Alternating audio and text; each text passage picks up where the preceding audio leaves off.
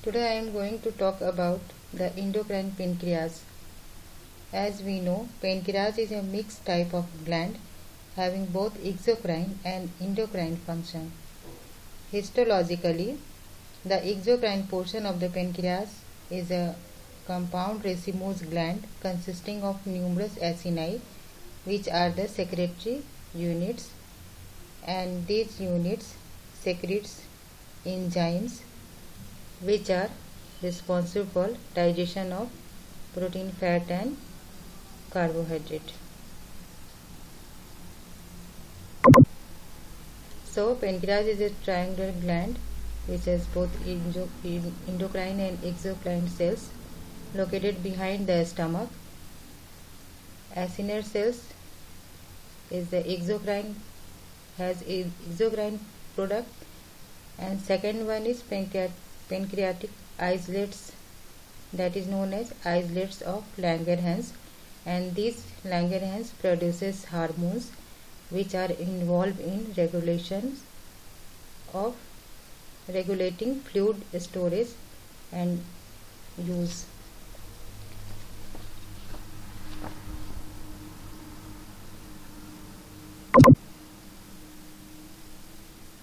This is the anatomical structure of pancreas and related organs like duodenum, gallbladder, shown in this picture.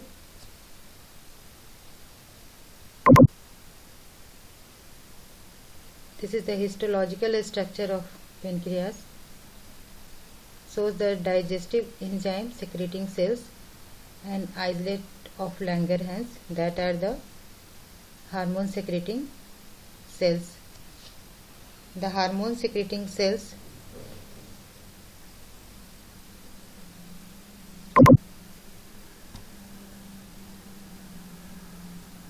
are of four types. First one is beta cells, alpha cells, delta cells and F cells. The beta cells account for 70% of all mass of islet, and it is mainly situated in central position and produce insulin. Alpha cell present in periphery and it account for 20%. Delta cells present in between these two cells and this account for 5% and secrete somatostatin. And alpha cell are very few in number and that are responsible for secretion of pancreatic polypeptides. Beta cells secrete insulin, alpha cell glucagon and delta cell produce somatostatin. So the discovery of Langerhans, German medical student discovered it in dog in 1869, and it consists of 1 to 2% of pancreatic mass.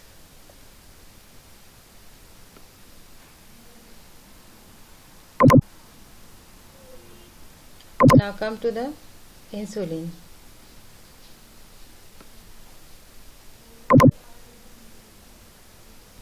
Now discovery of insulin. Frederick Z. Banting and John MacLeod were first awarded the Nobel Prize in Physiology in 1923 for the discovery of insulin. So this is a picture of these two scientists which has got the Nobel Prize for discovery of insulin. And this is a picture of the first patient which received the insulin therapy.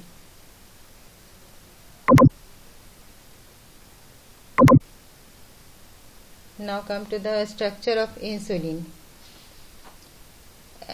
Insulin is polypeptide hormone containing 51 amino acid and it has two chains, alpha and beta. The alpha chain contains 21 amino acid and beta chain 30 amino acid. The hydrophobic character of the amino acid at the C terminal of beta chain is important for biological activity of insulin.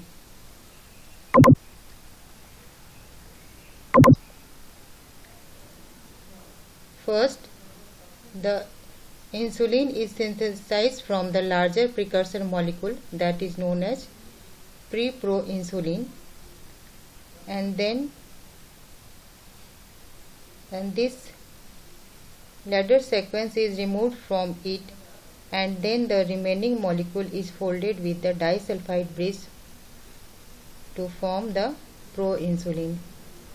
So here is beta chain, alpha chain, and between these two disulfide bond is present.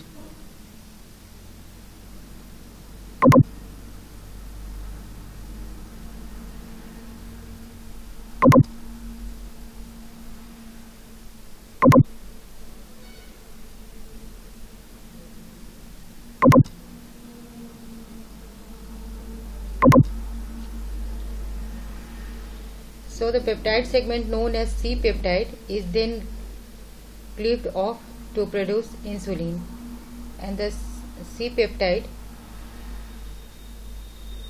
connect the A and B chains, facilitating folding of A and B chains and retain in granules. It has got no biological activity but secreted in equimolar ratio with the insulin. Hence its concentration in plasma directly reflects the beta cell activity.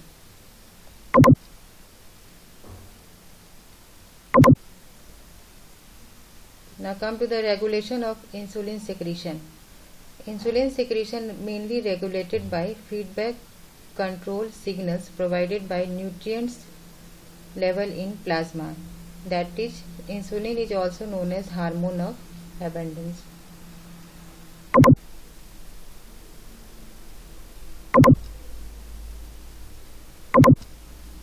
Now come to the mechanism of glucose induced insulin secretion.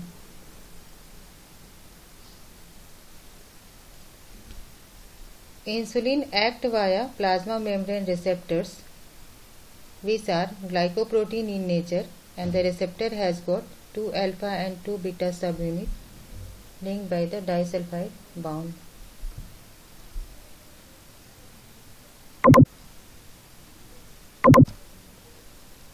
So this is a picture how the insulin released.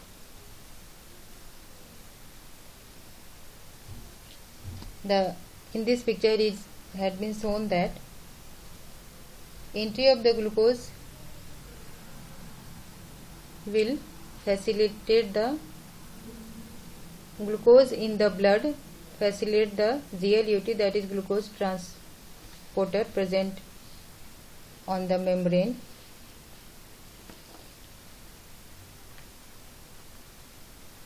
and this causes glycolysis and the citric acid cycle, and this produces this result in synthesis of ATP, and this ATP produced causes closure of ATP sensitive potassium channels, and this lead to a stoppage of potassium efflux from the cell through the potassium channels, and leads to depolarization of the cells, and this depolarization of the cells leads to opening of calcium channels, and these calcium channels enter into the cells and causes the exocytosis of insulin storage in granules. So this is the mechanism how the insulin is secreted.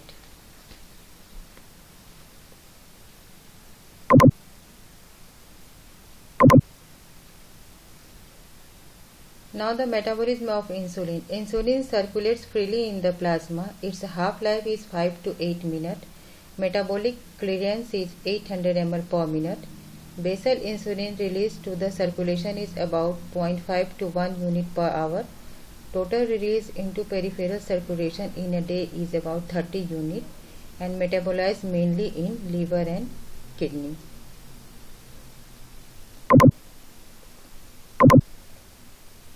Now come to the mechanism of action. Insulin receptors present on the cell membrane, that is, it is the glycoprotein tetramer having the 2 alpha and 2 beta subunits, gene located on chromosome 19. First, the insulin bind with the alpha subunit resulting in conformational changes of the receptors. The HR complex is then internalized by endocytosis.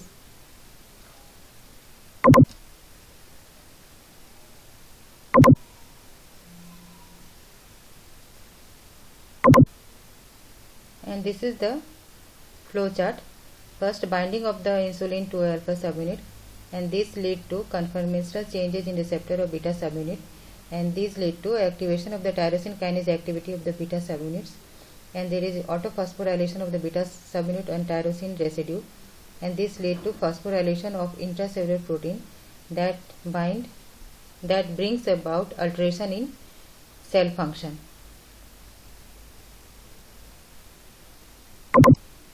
Now come to the mechanism of action. As the insulin act via the plasma membrane receptor, that is glycoprotein contain the alpha and beta subunit, the active tyrosine kinase phosphorylates tyrosine on insulin receptor substrate 1 and 2, and these insulin receptor substrate are docking proteins to which a variety of the downstream proteins binds. Phosphorylation of insulin receptor substrate causes translocation of GLUT, that is glucose transport protein, to the cell's membrane, and this glucose transport protein facilitates glucose entry into the cell, and then the different protein channels are also inserted into the plasma membrane, leading to increased entry of amino acid, potassium and magnesium.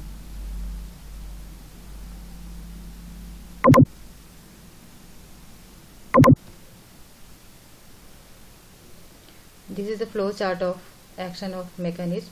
Here it is shown that 2 unit alpha subunit and beta subunit. Alpha is subunit present outside the cell, and beta also present inside the cell.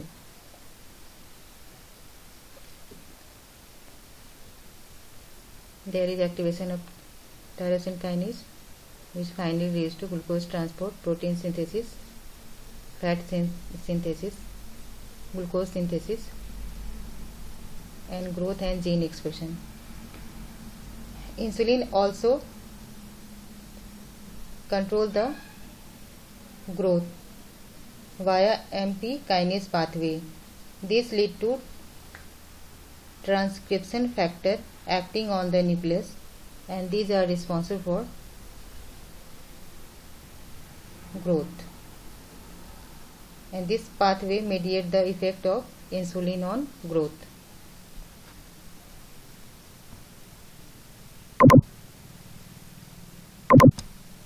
Now come to the physiological action of insulin. What are the physiological actions? First, the effect of insulin on glucose uptake in tissue in which it has been investigated. First, tissue in which the insulin facilitates the glucose uptake.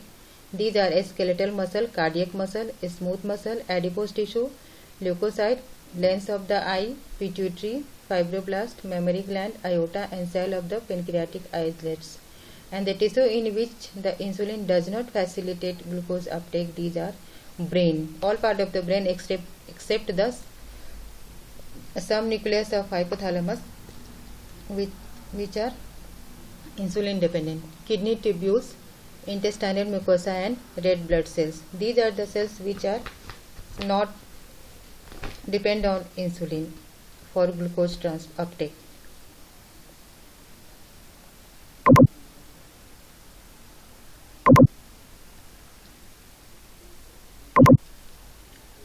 First, insulin action on carbohydrate metabolism. In liver, it stimulates the glucose oxidation, promotes glucose storage as glycogen, inhibit glycogenolysis, and inhibit gluconeogenesis. Gluconeogenesis means glucose from the non-carbohydrate protein. an action on muscle. It causes glucose uptake, stimulate glucose uptake via GLUT4 and promote glucose storage as glycogen. Insulin action on carbohydrate metabolism. In adipose tissue, stimulate the glucose transport into adipocytes, promote the conversion of glucose into triglyceride and fatty acid. So it is anti-diabetogenic.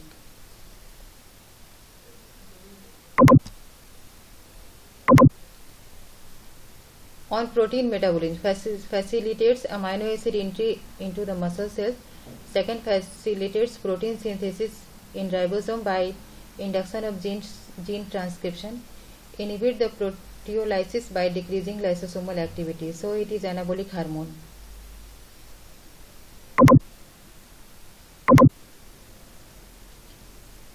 On fat metabolism, in liver, anti-ketogenic and lipogenic, stimulate HMG coenzyme reductase in adipose tissue, promotes the storage of fat, inhibit the lipolysis by inhibiting hormone sensitive lipase, promote lipogenesis by stimulating lipoprotein lipase, that is, it is anti-ketogenic.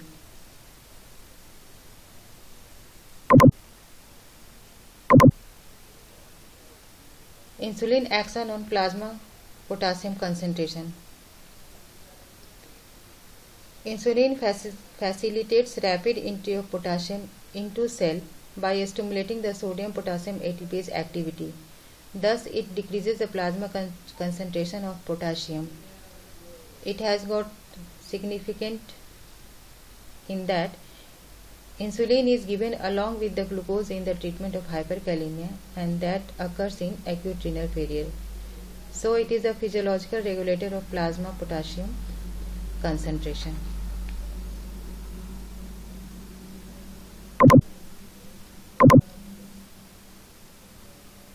So in nutshell, what are the main actions of insulin? Dominate in fed state metabolism, increases glucose uptake in most of the cells, increases glucose use and storage, increase protein synthesis, increase fat synthesis. So it is anti-diabetogenic, anabolic, anti-ketogenic and lipogenic.